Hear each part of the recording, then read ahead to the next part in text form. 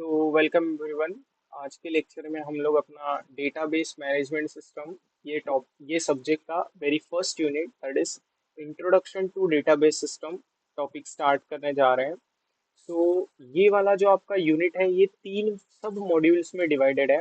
पहला जो मॉड्यूल है वहाँ पर है आपको डेटाबेस के कॉन्सेप्ट्स को समझना है, लाइक डेटा क्या होता है, डेटाबेस क्या होता है, देन डेटाबेस मैनेजमेंट सिस्टम क्या है। फिर पहले के टाइम पे फाइल सिस्टम चलते थे, ये आपको भी पता है। तो फाइल सिस्टम और डेटाबेस सिस्टम में फर्क क्या है, why we are using DBMS on a large scale compare to file system, ये सब कुछ हम लोग देखेंगे। फिर एप्लीकेशंस क्या क्या है डीबीएमएस के, डेटा एब्स्ट्रैक्शन का मतलब क्या होता है, इंडिपेंडेंस क्या होता है, डेटाबेस स्कीमा क्या होता है, कैसे बनाते हैं, फिर कॉर्ड्स रूल कौन है, मतलब क्या है, फिर कॉर्ड कौन थे, क्यों ये रूल हम लोग यूज कर रहे हैं। तो ये सभी कुछ हम लोग मतलब जो बेसिक बेसिक है आपका डेटाबेस से रिलेटेड वो हम लोग वेरी फर्स्ट सब मॉड्यूल में देखेंगे, पहले ही यूनिट के।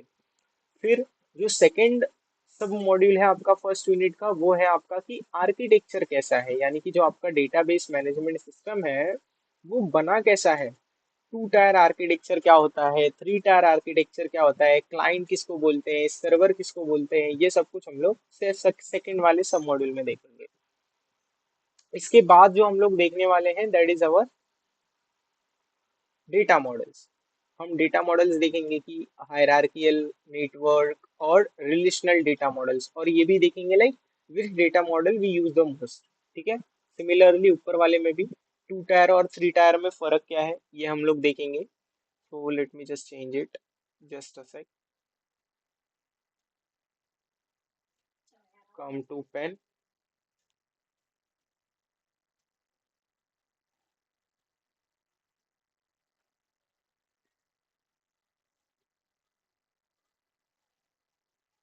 So, without wasting any further time, let's deep dive into our very first module that is database concepts. तो अगर आपने मेरा डेमो लेक्चर देखा रहेगा तो वहां पर भी मैंने इसकी बात की थी कि डेटा क्या होता है, डेटाबेस क्या होता है, डीबीएमएस क्या है, रॉ डेटा क्या है, इंफॉर्मेशन क्या है, डेटा और इंफॉर्मेशन में फर्क क्या है। तो ये सब कुछ मैंने अपने डेमो में बात किया था। फिर से एक बार मैं आपको बताता हूँ वो सब चीजें। तो देखो, डेटा का मतलब होता है कोई भी रॉ फैक्ट, जो भी चीज आप बोल रहे हो, वट एवर यू से, वो आपका डेटा है। ठीक है। अब बोलोगे इंफॉर्मेशन में फिर क्या है, क्योंकि वहां पर भी तो हम बोली हुई चीजों को ही एज एन इंफॉर्मेशन का ट्रीट करते हैं, but the main difference is ऑथेंसिटी, authenticity. ठीक है। कि जो आपका डेटा है वो माइट भी रिलायबल नहीं हो सकता है, माइट भी वो फेक हो सकता है, बट अगर आप इंफॉर्मेशन की बात कर रहे हो तो इंफॉर्मेशन 110% वो जेन्यून ही होने वाला है। ठीक है।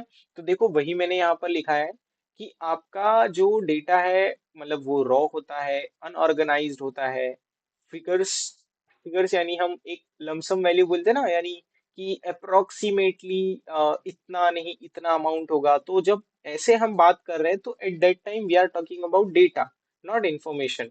ठीक है। तो ये याद रखना, और हम लोग डेटाबेस मैनेजमेंट सिस्टम में डेटा की ही बात करने वाले हैं, बिकॉज इन्फॉर्मेशन से अपने को यहाँ पर कुछ काम नहीं है।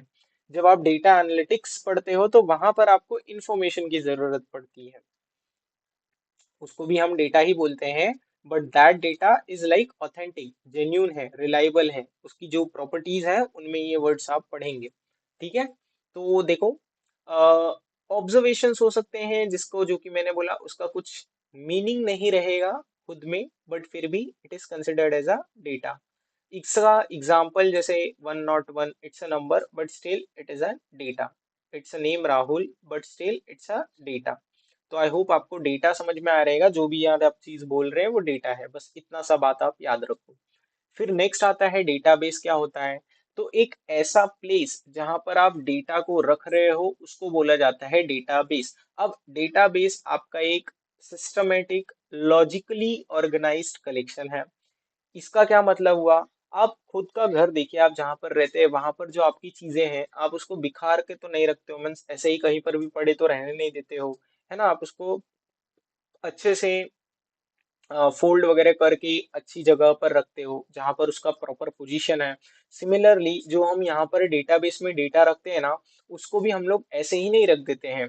प्रॉपर कुछ सर्टेन क्राइटेरियाज होती हैं जिनके बेसिस पर हम उन डेटा को कैटेगराइज करते हैं और फिर फर्दर ऑन उसको प्लेस कर देते हैं। यहाँ एग्जाम्पल के लिए मैंने लिया है कि आप अपने स्कूल डेटाबेस को देख लो, जहाँ पर आपके स्टूडेंट्स और टीचर्स का डेटा है स्टोर्ड, बट क्या स्टूडेंट और टीचर का डेटा मिक्स्ड है क्या? नहीं, it is separated from each other on the basis of their role.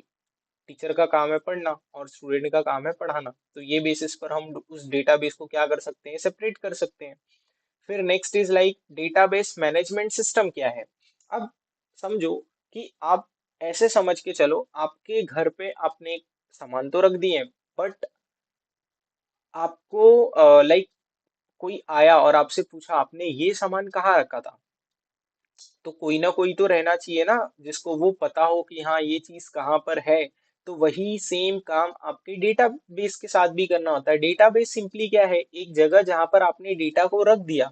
अब अगर कल को कोई पर्सन आ रहा है और वो आपसे उस डेटा को मांगता है, तो कोई तो पर्सन रहना चाहिए ना जो उस डेटाबेस को उस पर्सन को दे सके जो वो मांग रहा है।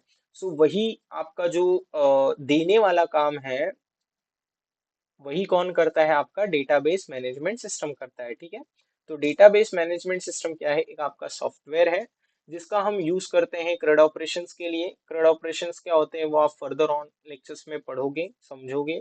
सो अभी के लिए बस ये जो वर्ड्स लिखे हैं वो ध्यान दे लो कि आपको अगर क्रिएट करना है, मैनेज करना है, स्टोर करना है, रिट्रीव करना है या मॉडिफाई करना है डेटा को, तो उन काम को करने के लिए हमें डीबीएमएस की जरूरत पड़ती है। तो नीचे कुछ ऐसे सॉफ्टवेयर्स हैं जो आपके डीबीएमएस में आते हैं। फॉर एग्जांपल पहला माइस्क्विल, तो सबसे ज़्यादा यूज होने वाला माइस्क्विल ही है। Later on Oracle, then PostgreSQL, then Microsoft का एसक्यूएल सर्वर, और भी बहुत सारे हैं। बट जो मेजरली यूज होते हैं वो स्टार्टिंग के तीन है, ओरेकल का, पोस्टग्रेल का और माइस्क्विल। ठीक है। गाइस एक छोटा सा पॉज लेते हैं अभी। अभी तक का लेक्चर आपको कैसे लगा? आई हो आपको पढ़ाने का जो तरीका है वो समझ में आ रहा होगा और कंसेप्ट्स भी दिमाग में फिट हो रहे होंगे। सच बताओ तो डिप्लोमा में सबसे बड़ा स्ट्रगल क्या होता है? सिलेबस बहुत बड़ा है, टाइम हमेशा हमें कम लगता है और एग्जाम्स आते ही पैनिक शुरू हो जाता है, राइट? लाइक नोट्स कहाँ मिलेंगे, प्रीवियस ईयर पेपर्स कैसे सॉल्व होंगे और आखिर मोमेंट पे जो डाउट्स है वो किसे पूछेंगे, राइट? सो अगर आपको आज की टीचिंग यहाँ पे पसंद आई और आप चाहते हो कि पढ़ाई में ये पैनिक हमेशा के लिए खत्म हो जाए, तो आप हमारी डिप्लोमा क्लासेस का फुल कोर्स यहाँ पे ज्वाइन कर सकते हो। इसको हमने डिजाइन ही इस तरह से किया है कि स्टूडेंट की हर एक प्रॉब्लम का सॉल्यूशन यहाँ पे आपको मिल जाए। इस एक सिंगल कोर्स में आपको मिलता है कंप्लीट वीडियो लेक्चर बिल्कुल डिटेल में, प्रॉपर नोट्स ताकि एग्जाम टाइम में इधर उधर ना भागना पड़े, हमारे फेमस पीवीएमपीस का अर्ली एक्सेस जिसका सबसे ज़्यादा डिमांड होती है, फिर डाउट सेशन आपकी हर कंफ्यूजन को क्लियर करने के लिए, पीवाईक्यू रिवीजन और रेगुलर टेस्ट जो आपको आने वाले यूनिट टेस्ट और फाइनल एग्जाम दोनों के लिए 100% रेडी रखेंगे। सो ये सब कुछ अलग अलग लेने की आपको यहाँ पे बिल्कुल भी जरूरत नहीं है। Everything is included in are one course. और सबसे अच्छी बात क्या है, हमने इस प्राइसिंग को अफोर्डेबल रखा है ताकि हर एक स्टूडेंट इसका फायदा उठा सके। कोर्स की प्राइसिंग ये स्टार्ट होती है सिर्फ 999 से। अगर आप अपनी पढ़ाई को लेकर यहाँ पे सीरियस हो और इस बार एग्जाम में सच में टॉप करना चाहते हो या अच्छे मार्क्स स्कोर करना चाहते हो, तो इस कोर्स को आप जरूर चेकआउट करना। लिंक आपको डिस्क्रिप्शन में मिल जाएगी। तो चलो अब वापस आते हैं अपने लेक्चर पे और आगे के टॉपिक्स को यहाँ पे कंप्लीट करते हैं। तो मूव करते हैं अपने सेकेंड टॉपिक पे, दैट इज फाइल सिस्टम और डीबीएमएस में फर्क क्या है। तो देखो, जैसा कि मैंने आपको लेक्चर के स्टार्ट में ही बताया कि हम लोग ट्रेडिशनल टाइम्स में क्या होता था, आपने भी देखा रहेगा, जो आपके डेटा होते थे वो सब कंप्यूटर्स में जो स्टोर होते थे वो टीएक्सटी फॉर्मेट में होते थे, टेक्स्ट के फॉर्मेट में होते थे, है ना। बहुत सारे फाइल्स बना दी जाती थी और फिर उन फाइल्स को हम क्या करते थे? कंप्यूटर में स्टोर कर लेते थे।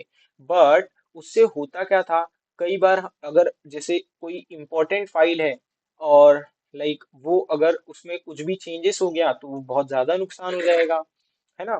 फिर उसके बाद और फाइल सिस्टम में कोई प्रोटेक्शन वगैरह उतना खास था नहीं, तो उसको कोई इजीली टेम्पर भी कर सकता था। और अगर एक बार चला गया वो डेटा, अगर एक बार चला गया तो फिर आप दोबारा उसको रिकवर भी नहीं कर सकते थे, है ना।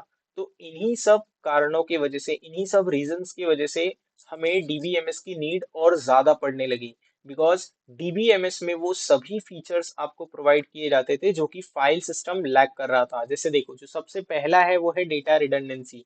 डेटा रिडंडेंसी का क्या मतलब है कि आप सेम डेटा के बहुत सारे डुप्लीकेट कॉपीज को स्टोर करके रख सकते हो, बट डीबीएमएस में ऐसा नहीं होता है। वहां पर आपका डेटा डुप्लीकेशन बहुत ही कम होता है, ठीक है। अलाउड है, बट बहुत कम अलाउड है। जैसे कुछ सर्टेन रूल्स होते हैं, अगर उन रूल्स को आप फॉलो कर लोगे तब तो आपका डेटा डुप्लीकेशन एकदम ना के बरोबर रहेगा। Next is data consistency. Data consistency का क्या मतलब है कि जैसे समझो आपके के पास दो पर्सन है, लेकिन आप दोनों पर्सन के लिए आपने अलग अलग फोल्डर बनाया, हाँ, लेकिन गलती क्या हो गई, इसका ये जो फर्स्ट पर्सन था उसका डेटा आपने सेकंड पर्सन में डाल दिया कुछ, और सेकंड पर्सन का कुछ डेटा आपने फर्स्ट पर्सन में डाल दिया। तो यहाँ पर अगर देखोगे तो मेरे को कुछ एरर आया क्या वैसा करते हुए? नहीं आया। तो यही तो सबसे बड़ा फॉल्ट है कि आप ये पर्सन का डेटा दूसरे पर्सन में डाल रहे हो, बट स्टिल वो आपका एक्सेप्ट कर ले रहा है, आपको कुछ एरर नहीं दे रहा है ना। तो यही आपका डीबीएमएस में नहीं होता है। वहां पर कैसा होता है, जहां का डेटा है, आपने जितनी यू कैन से एलिमेंट्स वहां पर क्रिएट किए हैं, आपको उतने एलिमेंट्स का वैल्यू देना ही देना है। अगर नहीं दोगे तो फिर वो एक्सेप्ट नहीं करेगा। नेक्स्ट आता है अपना सिक्योरिटी। तो सिक्योरिटी में कैसा है ना कि वही मैंने जो आपको बता दिया, कोई प्रोटेक्शन नहीं है, बहुत इजीली टेम्पर कर सकते हो। तो इन्हीं सब कारणों की वजह से भी हम डीबीएमएस को फेवर करते हैं, बिकॉज यहाँ पर आप रोल बेस्ड एक्सेस लगा सकते हो कि जैसे मैंने एडमिन का रोल बनाया है, एडमिन को सारे परमिशंस होते हैं, तो एडमिन चाहे तो सबका डेटा देख सकता है। बट एक पर्सन है वो नॉर्मल यूजर है, तो नॉर्मल यूजर सिर्फ अपना ही डेटा देख सकता है, ठीक है। उसके बाद आता है कंकरेंट एक्सेस। कंकरेंट एक्सेस का मतलब होता है, अगर आपने कोई फाइल सेव करके रखी है, आपने देखा रहेगा अगर आप जब उसमें चेंजेस करते हो या मल्टीपल यूजर चाहता है कि वो किसी एक सेम फाइल को यूज करे, तो वो पॉसिबल नहीं है अगर मैं फाइल सिस्टम यूज कर रहा हूँ। But that is possible with the help of DBMS, database management system. Last but not the list, that is crash recovery. तो क्रैश रिकवरी में वही है जो मैंने आपको स्टार्ट में ही बता दिया था कि मान के चलिए आपने डेटा रखा है लेकिन वो सारे डेटा लॉस्ट हो जाते हैं। तो अब उसकी वजह से होता क्या है, डेटा लॉस हो गया, अब आप उसको फिर से रिकवर नहीं कर सकते हो, किसमें? फाइल सिस्टम में। तो ये तो सबसे बड़ा दिक्कत का बात है, बिकॉज मान के चलिए अगर गलती से आपने किसी इंपॉर्टेंट डेटा को ही डिलीट कर दिया, तो there is no way to recover it. But DBMS में क्या होता है, आपके हर डेटा का एक लॉग फाइल बनाकर रखा गया रहता है। तो अगर गलती से आपसे वो डेटा चला भी जाता है तो आप वहां लॉग से क्या कर सकते हो, डेटा को रिट्रीव कर सकते हो। तो आई होप आपको समझा रहेगा फाइल सिस्टम और डीबीएमएस में फर्क क्या है।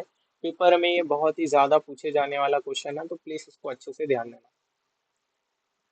नेक्स्ट आता है अपना रियल वर्ल्ड एप्लीकेशंस क्या है डीबीएमएस के, कि लाइक ये तो हमें पता चल गया कि हाँ डीबीएमएस में बहुत सारे फीचर्स हैं वो जो आपके फाइल सिस्टम में नहीं थे उनको ओवरकम कर रहा है, चलो ठीक है। बट डीबीएमएस का हम यूज कहाँ कर रहे हैं, एक्चुअल यूज अगर हमें देखना हो तो क्या, कैसे पता चलेगा? तो उसी का आंसर्स आपको यहाँ पर कुछ मैंने लिख के दिए हैं। तो आज के टाइम पे यार समझ के चलो, ऑनलाइन आप जहाँ पर भी डेटा से रिलेटेड बात कर रहे हो, वहां पर 100% आप डीबीएमएस की बात कर रहे हैं, ठीक है। बिकॉज डेटा स्टोर करना है ना ऑनलाइन में, तो ऑनलाइन में डेटा स्टोर कैसे कर रहे हो, डीबीएमएस की हेल्प से ही कर रहे हो। तो पहला आपका बैंकिंग है, डेली देख रहे हैं आप, क्रोर्स ऑफ पीपल आपके ट्रांजेक्शन्स कर रहे हैं, है ना। तो वो क्रोर्स ऑफ ट्रांजेक्शन क्या हो रहा है डेली, वो जो बैंक है जिस भी बैंक में कर रहे हैं, वो बैंक का जो खुद का डेटाबेस, मतलब जो उसने खरीदा है पे करके, उस डेटाबेस में वो उन सभी यूजर्स के डेटा को क्या कर रहा है, स्टोर कर रहा है। सिमिलरली जो एयरलाइंस और रेलवेज है, जैसे आप टिकट की लाइन के लिए ऑनलाइन खड़े होते हो, तो जब आप टिकट बुक करते हो तो कितनी टिकट सेल हुई है, कितनी टिकट बची है ना, कौन सी टिकट कब आने वाली है, कौन सी ट्रेन कब आएगी, ये सारा जो डेटा है ये कहीं ना कहीं तो स्टोर है। तो ये हर चीजों के लिए आपको किसका यूज पड़ रहा है, डीबीएमएस का, ठीक है। नेक्स्ट आता है ई कॉमर्स। सिमिलरली आप जो भी प्रोडक्ट्स देख पा रहे हो अमेजोन, फ्लिपकार्ट, मिंत्रा, इन सब की वेबसाइट्स पर, वो भी आपके डेटाबेस में स्टोर्ड है। और फिर उन्हीं को आप फेच करते हो यूआई पर, आप मतलब कि जो वो प्रोग्रामर है जिसने उस ऐप को बनाया है, और फिर वही आप देख पा रहे हो, ठीक है। तो यार ये हर जगह हो रहा है, आप चाहे वो बैंकिंग ले लो, एयरलाइन ले लो, ई कॉमर्स ले लो, चाहे यूनिवर्सिटी स्कूल्स वगैरह की बात करो, एजुकेशन सेक्टर हो गया, चाहे सोशल मीडिया, किधर भी अगर आप जाओगे, जहां पर भी एक बात याद रख लो कि जहां पर भी आपको डेटा स्टोर करने की जरूरत है ऑनलाइन मोड में, वहां पर आप डीबीएमएस का यूज कर रहे हो। That's it. नेक्स्ट आता है डेटाबेस स्कीमा। अभी चलो हमने ये पता कर लिया डेटा क्या होता है, डेटाबेस क्या होता है, डीबीएमएस क्या है। अब ये बात करेंगे आखिर उस डेटाबेस को बनाना कैसे है ना। अगर आप घर खरीदने जाते हो तो पूछते हो ना भाई, 1 BHK, 1 RK, 2 BHK, 3 BHK कैसा है, प्लॉट है, क्या है। तो सिमिलरली जब आप डेटाबेस की भी बात करते हो तो वहां पर भी हमें certain you can say rules और कंडीशंस का हमें ध्यान देना पड़ता है बनाते टाइम भी, ठीक है। तो वही कैसे बनाना है, रो क्या होता है, कॉलम क्या होता है, टेबल कैसा होता है, रिलेशनल टेबल क्या है, ये सब कुछ हम लोग आगे के लेक्चर्स में धीरे धीरे करके देखेंगे। अभी के लिए बस इतना याद रखना कि एक ऐसा लॉजिकल ब्लूप्रिंट जो आपको ये बता दे कि आपके टेबल, मतलब आपका जो टेबल है, जो कॉलम है, जो डेटा टाइप है, जो कीज है, वो कैसे ऑर्गेनाइज होने वाला है, उसी को हम लोग क्या बोलते हैं, डेटाबेस स्कीमा बोलते हैं। क्या बोलते हैं भाई, डेटाबेस स्कीमा। ठीक है। नेक्स्ट आता है की कैरेक्टरिस्टिक। तो एक स्कीमा आप डिजाइन करते हो डेटाबेस बनाने से पहले, ठीक है, ये याद रखना। जब आपने डेटाबेस क्रिएट किया है, मतलब उससे पहले ही हम स्कीमा बना देते हैं। तो स्कीमा और इंस्टेंस में फर्क क्या है वो देख लेते हैं अब थोड़ा सा फट से। तो स्कीमा सिर्फ डिजाइन है, और इंस्टेंस क्या है, एक्चुअल डेटा कैसे स्टोर हो रहा है उस पॉइंट पे, वो इंस्टेंस है। हर तो स्कीमा तो आपका फिक्स रहता है, बट इंस्टेंस आपका हर बार चेंज होते रहता है जब आप इंसर्ट या डिलीट कर रहे हो। क्योंकि हो सकता है ना, देखो, इसको ऐसे समझ लो कि आप एक यू कैन से, अभी जैसे देखो हम ये पीछे वाले इस टेबल की बात करता हूँ, ठीक है। I am talking about this table. अब अगर यहाँ पर आप ध्यान दोगे तो देखो, फाइल सिस्टम, डीबीएमएस और फीचर्स, ये जो हेडर है इसका, ये तो फिक्स है। ये चेंज होने वाला है क्या टेबल के साथ? नहीं, इतना तो फिक्स है। लेकिन ये हर बार जो मैं रो इंसर्शन कर रहा हूँ, this row insertion, it is going to change. हो सकता है एक हो, दो हो, तीन हो, चार हो, पांच हो। जितने पॉइंट्स आप बढ़ाते जाओगे उतनी बार आपके टेबल का जो इंस्टेंस है वो बढ़ते जाएगा। ठीक है। तो आई होप आपको समझा रहेगा इंस्टेंस और स्कीमा में फर्क क्या है। इसके बाद जो हम लोग बात करने वाले हैं वो बहुत ही ज्यादा जरूरी है, दैट इज कॉर्ड्स 12 रूल्स। तो कॉर्ड्स 12 रूल क्या है ना, कॉर्ड आपका वो साइंटिस्ट थे जिन्होंने मतलब इन जनरल 13 रूल दिया था, क्योंकि ये जीरो से स्टार्ट होता है। तो कॉर्ड वो साइंटिस्ट थे जिन्होंने आपको बताया था कि आपको ये सर्टेन सर्टेन फीचर्स को फॉलो करना पड़ेगा, सो दैट कि आप एक प्रॉपर डेटाबेस बना सको, ठीक है, जिसके अंदर कोई भी मतलब गलतियां वगैरह ना हो। तो देखो, जो सबसे पहला रूल था, दैट इज रूल 0, वो क्या बोलता है, फाउंडेशनल रूल है ये, कि जो डेटाबेस सिस्टम है ना, वो आपके जितने भी डेटा है उन सभी को वो अच्छे से क्या करना चाहिए, मैनेज करना चाहिए। और उनके बीच का जो रिलेशनल कैपेबिलिटी है, यानी कौन सा डेटा किससे रिलेट कर रहा है, वो आपको अच्छे से मैनेज करने आना चाहिए। Next is information rule. तो इसके अंदर मतलब आपको ये यू कैन से चेक करना पड़ेगा कि आपका जो पूरा का पूरा डेटा है वो आप टेबल के अंदर ही स्टोर कर रहे हो, रो और कॉलम्स के फॉर्म में। फिर आता है गारंटेड एक्सेस रूल। तो इसका मतलब क्या है कि हर डेटा वैल्यू यूनिक होना चाहिए, सो दैट हम टेबल नेम, प्राइमरी की या कॉलम नेम के हेल्प से उन डेटा को क्या कर सके, एक्सेस कर सके। नेक्स्ट आता है systematic treatment of null value. अगर कोई ऐसा डेटा है जिसका वैल्यू ही नहीं है, तो मतलब वो सिस्टम फिर उसको कैसे डील करने वाला है वो अच्छे से आपको पता होना चाहिए। नेक्स्ट आता है डायनेमिक ऑनलाइन कैटलॉग। इसका क्या मतलब है कि जैसे समझो, आपने एक डेटा रखा, और उस डेटा के बारे में भी डेटा रखना है आपको टेबल में, तो वो काम भी आप कर सको यूजिंग एसक्यूएल क्वेरीज। तो उसी को बोलते हैं डायनेमिक ऑन टाइम कैटलॉग। ठीक है। मेटा डेटा का मतलब होता है डेटा के बारे में डेटा। जैसे अभी एक एग्जांपल बताता हूँ, जैसे आपने समझो एक फुटवेयर खरीदा, ठीक। अब वो फुटवेयर किस कंपनी का है, कितने नंबर का है, ये क्या है, उस डेटा के बारे में डेटा है, ठीक है, इसी को बोलते हैं मेटा डेटा। तो आई होप आपको ये स्टार्टिंग के 5 रूल समझ में आए रहेंगे। अपना जो नेक्स्ट रूल है दैट इज कंप्रीहेंसिव डेटा सब लैंग्वेज रूल। इसके अंदर कैसा है कि जो आपका सिस्टम है ना, वो एक तो रिलेशनल लैंग्वेज जैसे कि एसक्यूएल हो गया या पोस्टग्रेल सीक्वल हो गया, ये हैंडल करना ही चाहिए, मतलब ये सपोर्ट करना ही चाहिए, सो दैट आप अपने टेबल को जिस चाहे उस तरीके से आप उसको डिजाइन वगैरह कर सको। नेक्स्ट आता है अपना व्यू अपडेटिंग वाला रूल। इसके अंदर कैसा है, अभी व्यू क्या होता है ना, ये हम आगे के लेक्चर्स में जानेंगे कि डेटाबेस में व्यू क्या होता है। अगर आपने कोई भी व्यू क्रिएट किया है तो सिस्टम उसको अपडेट करना चाहिए, जब जिस बेसिस पर आपने उस व्यू को बनाया है, जिस टेबल के बेसिस पर। अगर समझो मैंने एक टेबल है मेरे पास स्टूडेंट का, और उस स्टूडेंट में मैंने कुछ डेटा डाल दिया, ठीक, लेकिन मैंने एक उसी स्टूडेंट टेबल पर एक व्यू बना दिया। अब जब मैं उस स्टूडेंट टेबल को चेंज करूँ ना, तो जो मेरा व्यू है वो भी अकॉर्डिंगली चेंज होना चाहिए। तो ये रूल नंबर 6 बोलता है। रूल नंबर 7 क्या बोलता है कि आप जब इंसर्ट कर रहे हो, अपडेट कर रहे हो, डिलीट कर रहे हो, तो वो बल्क में भी सपोर्ट होना चाहिए। ऐसा नहीं कि यूजर को एक एक रो के लिए बार बार वो क्वेरी को एग्जीक्यूट करना पड़ रहा है, ठीक है। फिर आता है फिजिकल डेटा इंडिपेंडेंस, यानी कि मेरे को फिजिकल स्टोरेज की जरूरत ना पड़े, उसके ऊपर मेरा ये जो पूरा का पूरा डेटाबेस है वो डिपेंड नहीं होना चाहिए, ठीक है, ये याद रखना। मतलब अगर थोड़ा बहुत उसमें फॉल्ट आ गया तो उसकी वजह से मेरा यू कैन से डेटाबेस खराब नहीं होना चाहिए। फिर आता है लॉजिकल डेटा इंडिपेंडेंस, ये बहुत ज्यादा जरूरी है। लॉजिकल डेटा इंडिपेंडेंस का मतलब क्या है कि आपका जो स्ट्रक्चरल डिजाइन है ना, अगर सॉरी, उसको अगर आप थोड़ा चेंज कर रहे हो तो उसकी वजह से बाकी यूजर्स पर कुछ फर्क नहीं पड़ना चाहिए। अभी जैसे समझो कि इसको ऐसे मान के चलो कि एक पर्सन था, उसने लॉगिन किया, और उसके लॉगिन करने की वजह से क्या हो रहा है, डेटाबेस में इंसर्शन हो रहा है, और उस इंसर्शन की वजह से बाकी जो लोग हैं उस डेटाबेस में, उनका जो अकाउंट है वो थोड़े टाइम के लिए फ्रीज जैसा हो जा रहा है, ठीक है। तो ऐसी चीजें नहीं होनी चाहिए, सबका अपने मतलब इंडिपेंडेंट होना चाहिए। नेक्स्ट आता है इंटीग्रिटी इंडिपेंडेंस, ये बहुत ज्यादा जरूरी है। इंटीग्रिटी इंडिपेंडेंस का मतलब क्या है कि समझो कि अगर आपने एक यूजर में लॉगिन किया, और लॉगिन करते ही आपको जितने बाकी यूजर्स थे उससे मिलते जुलते, उनका भी एक्सेस मिल गया, तो ये तो गलत हो गया ना फिर।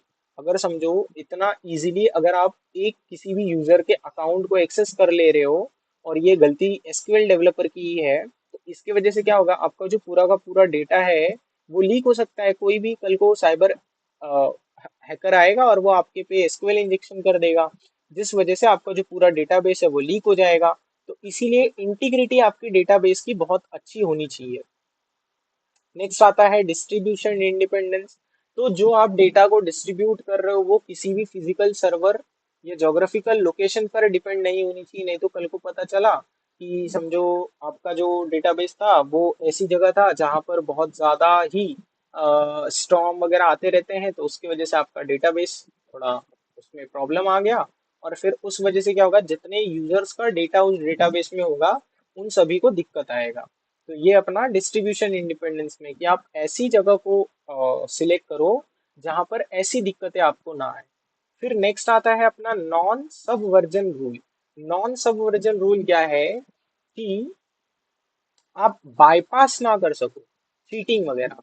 अभी ये आप और अच्छे से कब समझोगे, जब आप डेटाबेस डिजाइन करोगे और थोड़ा बहुत एसक्यूएल इंजेक्शन के बारे में सीखोगे। वहां पर होता क्या है, जब हम डेटाबेस डिजाइन करते हैं तो अगर हमने मतलब बहुत सारे पाथ को ओपन करके रखा है तो होगा क्या, जो अपना जो हैकर रहेगा वो बस जो आईडी होता है, प्राम्स पैरामीटर्स, उनको चेंज करके ना वो हमारे डेटाबेस से रिलेटेड इंफॉर्मेशन गैदर कर सकता है। तो यही ये रूल बोलता है कि नॉन सबवर्जन रूल रखो, यानी कि जो डिवीजन रूल है ना, जो पाथ्स हैं वो बहुत कम रखो, सो दैट एक टाइम पे कोई एक ही पर्सन उसको यूज कर सके, ठीक है।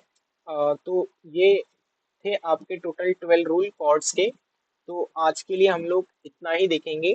बाकी का जो अपना सेकेंड वाला सब मॉड्यूल है, दैट इज आर्किटेक्चर और डेटा मॉडल्स, ये हम लोग लेक्चर नंबर 2 में देखेंगे। So till then, thank you.